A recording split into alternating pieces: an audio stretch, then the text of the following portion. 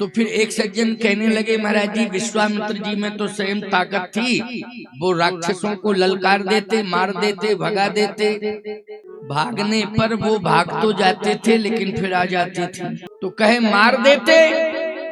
विश्वामित्र जी ने कहा कि मैं मार तो सकता था लेकिन मैं तार नहीं सकता था, इसलिए प्रभु राम मारेंगे भी और तारेंगे। क्यों भाई, मारेंगे भी और तारेंगे भी। हाँ, ये विशेषता है किसमें, ये विशेषता है किसमें जानते हो? ये विशेषता प्रभु राम में, भगवान में, कि वो मारेंगे भी और तारेंगे भी। क्योंकि भगवान ने मारा है तो तारा है। दीन जानते ही निज पद दीना, बोलो मारा भी है और तारा भी है। अब आप कहोगे महाराज जी राक्षसों को मारो फिर तारो, तो फिर राक्षस कहेंगे पहले तो खूब अनाचार अत्याचार करो, फिर भगवान आएंगे मारेंगे और तार देंगे। नहीं नहीं नहीं, उन्हीं को भगवान तारते हैं जो भगवान का दर्शन करके और ये कह देते हैं कि प्रभु मेरी गलती हो गई, अब मैं दोबारा कभी गलती नहीं करूंगा। भगवान कहते चलो अब छोड़ूंगा नहीं, मारूंगा तो, लेकिन अब तुम्हें तार दूंगा क्योंकि अब तुम दोबारा गलती नहीं करोगे। और याद रखना, जो ये कहें कि नहीं नहीं कुछ भी करो तुम, लेकिन हम जो है अपने आप में परिवर्तन नहीं करेंगे।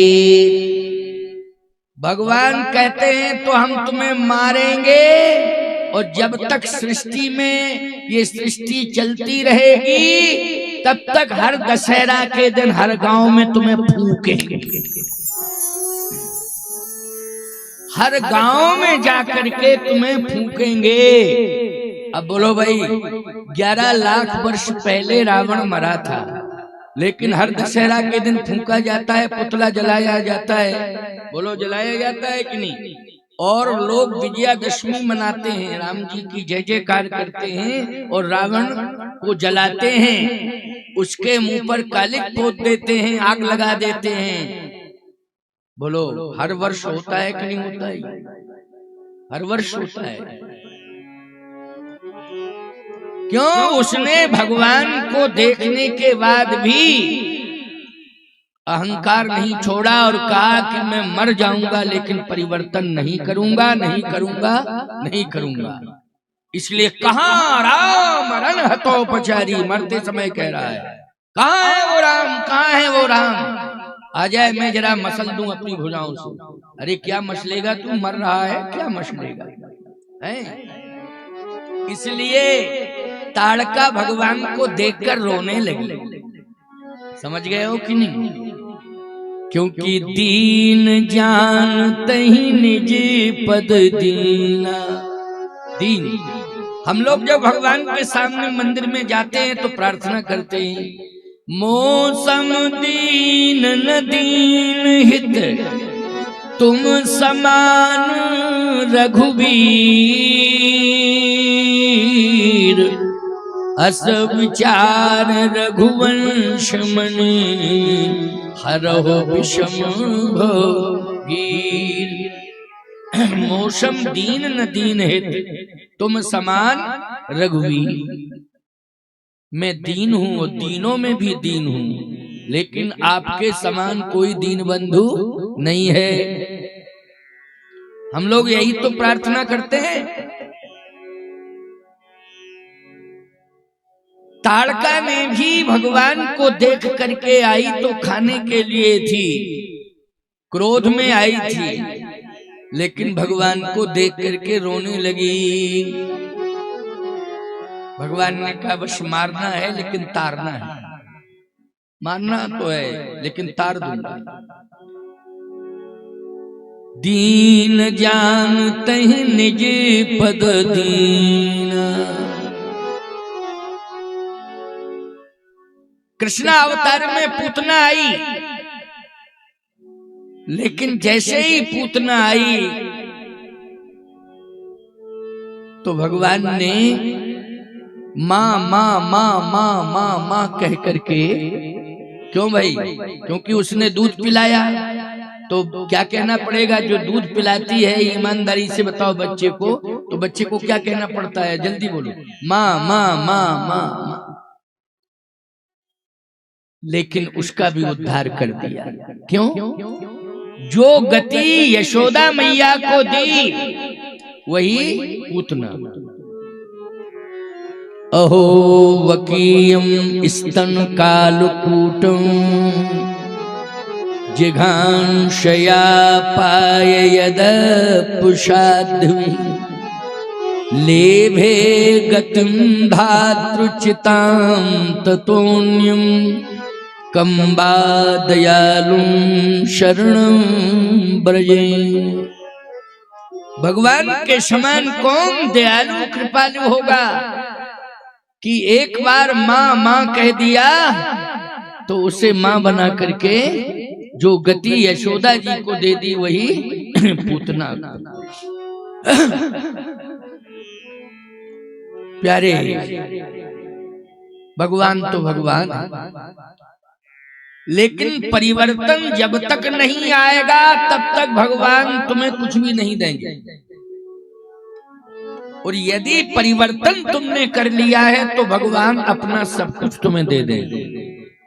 इसलिए पहले हम लोगों को ये कथा से प्रेरणा लेनी है कि परिवर्तन करना है, अपने अहंकार को तोड़ना है, अपने विकारों को दूर करना है। हमारे जीवन में जो कलुषित विचार आ गए हैं उन विचारों से हमें पहले दूर होना है, तब हम भगवान से कुछ प्राप्त करने की आशा रखें।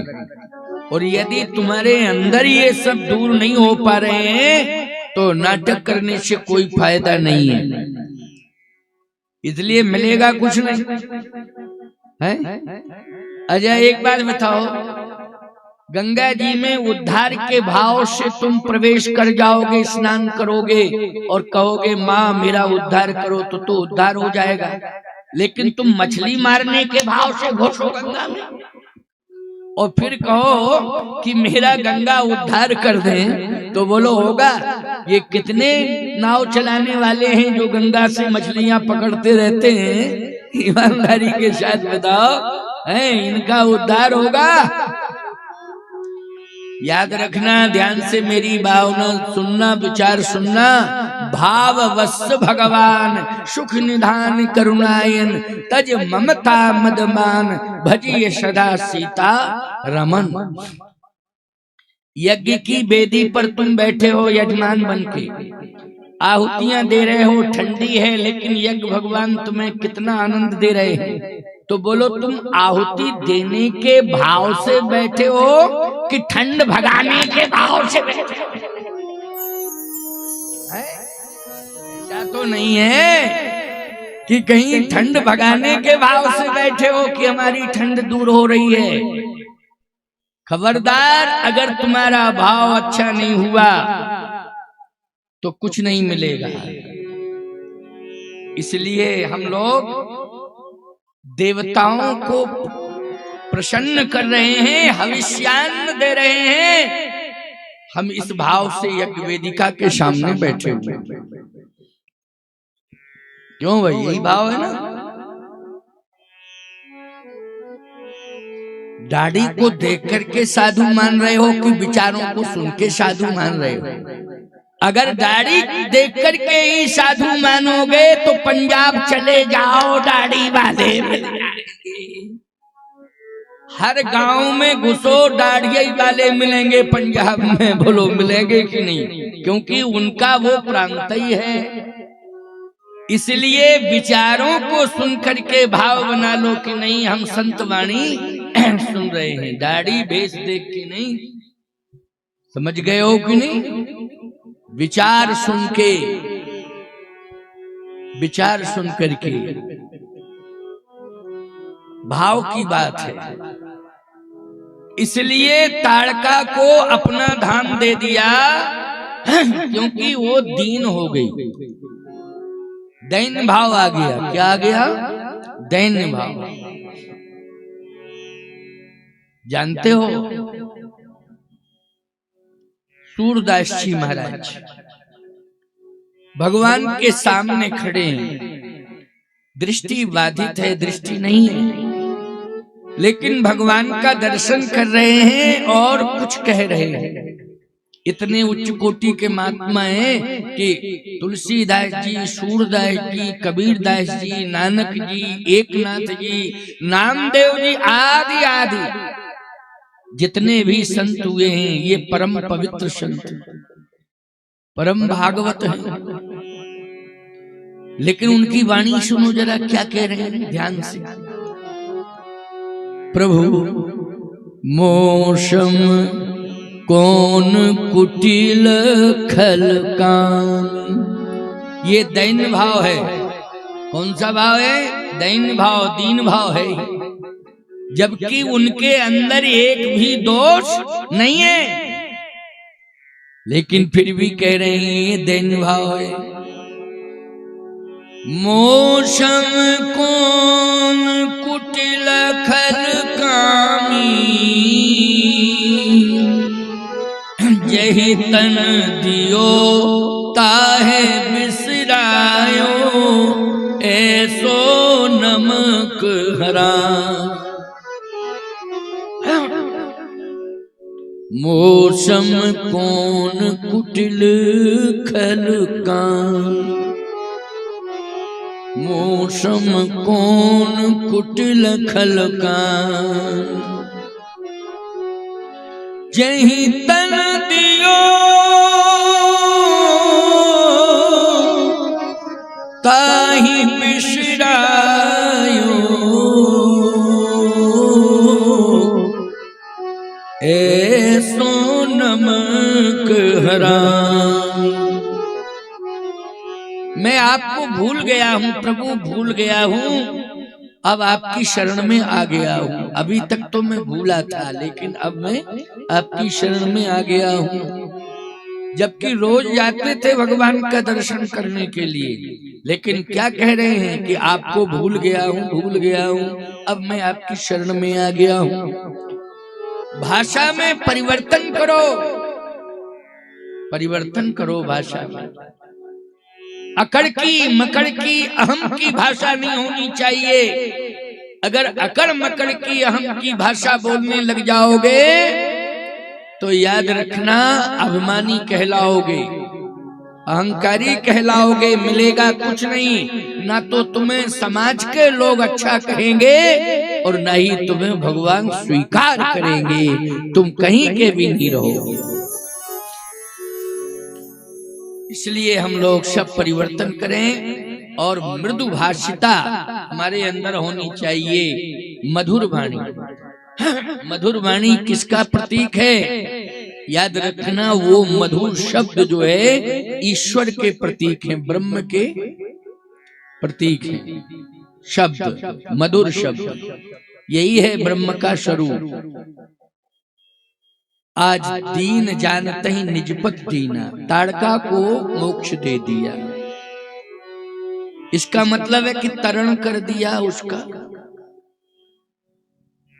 हो गया ना। क्योंकि मरण के बाद जब भगवान का धाम मिल गया तो तर गई ना वो। अब आप आगे चले, बड़ी अच्छी बात है। विश्वामित्र जी ने यज्ञ भूमि पर प्रभु राम लक्ष्मण को खड़ा कर दिया और कहा कि अगर कहो तो यज्ञ शुरू करें, क्योंकि मारी सुबाहु जो है आएंगे और वो यज्ञ जो है संपन्न नहीं होने देंगे। अगर आप कह दो तो हम यज्ञ करें, वरना हम यज्ञ नहीं करेंगे।